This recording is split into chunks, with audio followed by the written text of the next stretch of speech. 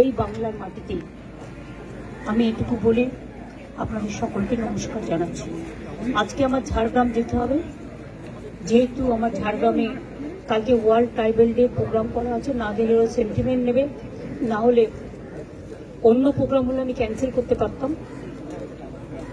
আর এই খবরটা শুনে আমি এতটাই টেন্স হয়ে গেছিলাম, দেখুন হাতটা পুরো ঘষে গিয়ে পুরো গল গল করে রক্ত বেরিয়েছে।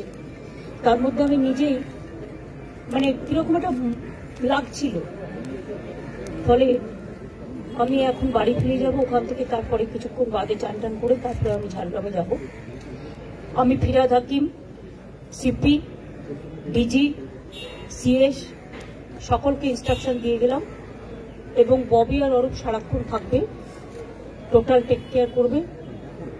যা যা প্রয়োজন দলের পক্ষ থেকে ওরা মিছিল করে নিয়ে যাবে, যখন দেখবে যেন কোনো অসুবিধে না হয়, পুলিশ যেন ঠিক মতো ব্যবস্থা করে সবকিছু, যাতে কোনো রকম কোনো অসুবিধে না হয়।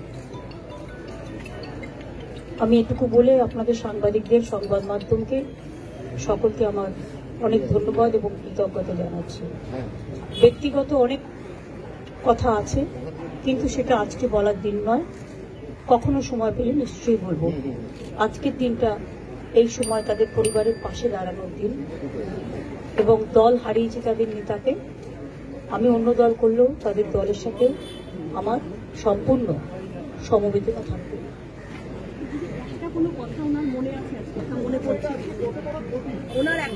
না, আমি যখন আসতাম, যতদিন তিনি ভালো ছিলেন, তিনি অনেক গল্প করতেন, অনেক কথা বলতেন, সেগুলো ব্যক্তিগত লেভেলে। আমি সেসব কথা বাইরে আনতে চাই না।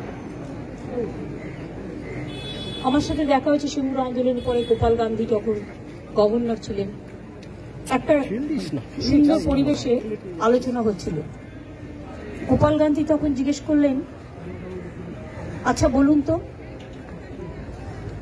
ভরা থাক গানটার অন্তরাটা কি? উনিও বসেছিলেন, আমিও বসেছিলাম।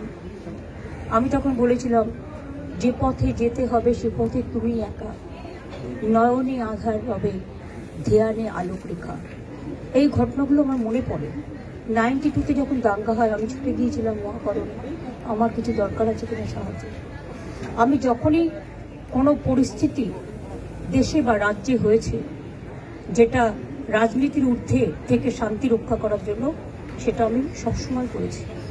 এবং আপনাদের সকলকে বলবো, যেভাবে শান্তি রক্ষা করছেন আপনারা, সেইভাবে শান্তির সাথে, শ্রদ্ধার সাথে শোক জ্ঞাপন করুন।